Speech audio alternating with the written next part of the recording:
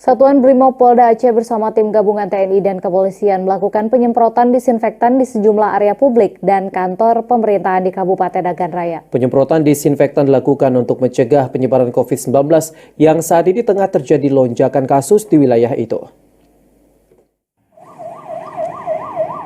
Satu unit water cannon milik Brimob Polda Aceh dikerahkan untuk melakukan penyemprotan disinfektan ke area publik di Kabupaten Nagan Raya. Penyemprotan melibatkan sejumlah personil Brimob Polda Aceh, Kompi 3 Nagan Raya bersama dengan TNI dan personil Polres Kabupaten Nagan Raya.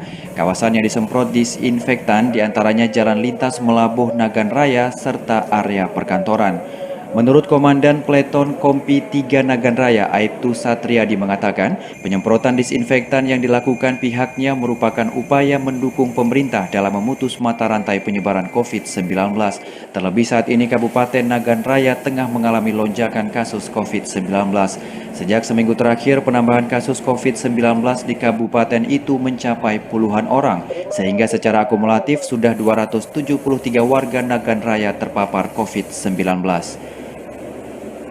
Untuk penyemprotan hari ini kami fokuskan di Jalan Nasional seputaran Simpang Pet sampai perkantoran Kabupaten Nagan Raya yang meliputi nanti dilanjutkan dengan penyemprotan di rumah-rumah dinas Bupati Nagan Raya, Wakil Bupati Nagan Raya, dan Ketua DPR Nagan Raya.